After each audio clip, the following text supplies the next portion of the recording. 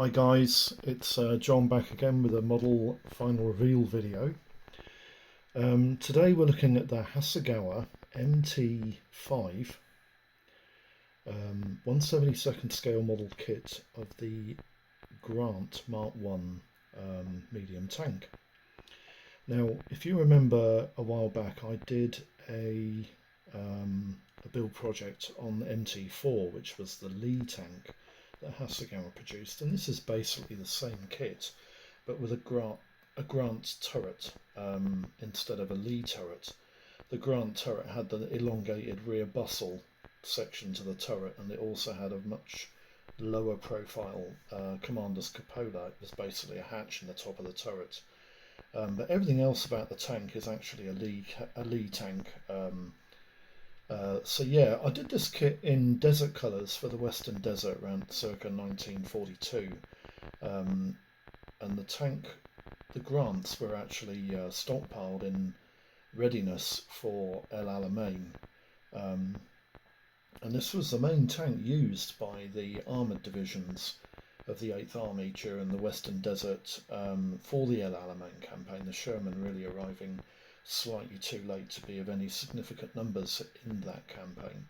But El Alamein was obviously the campaign that Rommel got thwarted by Montgomery, and the British forces squeezed the German forces between the Americans, landing on the North African campaign from the other side, and then eventually Rommel evacuated across the Mediterranean into Italy, and then the campaign was again taken to the south shores of the Italian campaign. But the Grant tank was a significant player in the Western Desert as it combined better armour, more mobility and reliability, and of course that 75mm cannon that is seen here, which on the kit actually does elevate. It goes up and down, as you can see, and the turret rotates. And let's just get that guy up, and the turret gun, the 37mm cannon that's in the turret, actually elevates as well, as you can see there. It's a nice little kit. It's quite old now. The tooling for this kit was probably early 1970s, and I'm sure that Hasegawa have removed the majority of the MT armoured kits off the market now, and they've taken them out of circulation. And there's very few of them left on sale now, mainly the Leopold and Karl Mortar rail guns, but the rest of the range, they're non-existent, and you can only really buy them second-hand on media sites like eBay, Vinton, and maybe some other websites that have them in stock. Would I recommend this kit to like novice builders? Yeah, it didn't really give me any issues. It does fit together quite well. There are two crew figures, but this guy here hasn't got any feet because really he's the commander. As you can see, he's the commander, and he would fit into the open hatch in the turret. But he's got a nice pair of binoculars there, but I've painted him up in desert colours, the same as the tank, so that you can display him as a diorama. I mean, these kits are fantastic for dioramas.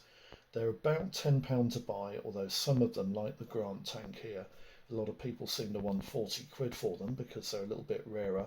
But you can get the Lee tank quite easily, £10, £8, and most of the other tanks in the MT range, what used to be the mini box range of armour kits from Hasegawa. You can get them quite easily, and they're easily obtainable, but some of them, as I said, they seem to be a little bit rarer, and the Grant seems to be one of them that fetches a little bit more money. But if you do hold out, you can usually get them for around about £10 or £15, which I think I did with this particular kit. I think I paid about £12.99 for it, plus postage off eBay, and it was sealed in a bag, so I knew it was complete. And it's a nice kit. It's a nice kit to put together. Quite a lot of fun. I'll just take these figures off to show you a little bit more of the tank, so you can see the turret elevates quite easily. There's a retainer cap underneath the turret to hold it onto the body shell. No issues whatsoever. I did paint all the tooling underneath. You can see them there. tools are all painted up, and towing rope, and the hatches are nice and faithfully depicted, which is good. There's a storage box on the top, just like you got with the Lee tank, and I painted that slightly different colour because I don't know. I just decided to paint it brick red and matte brown instead of the other one, which I think was green and wood brown with green straps. But I quite like the finished product on this kit, and the decals are quite simple and easy to apply. No real issues with it whatsoever. Nice little kit. Anyway, that's the final reveal video for the Hasegawa 72nd scale MT number 5 Grant Mark 1.